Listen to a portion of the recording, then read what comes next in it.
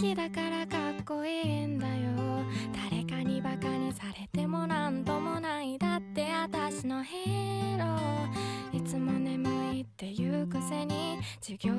起きているとことか、みんなの前ではクールなのに犬の前ではデレデレなとことか。ああ本当に愛してやまないあなたのこと、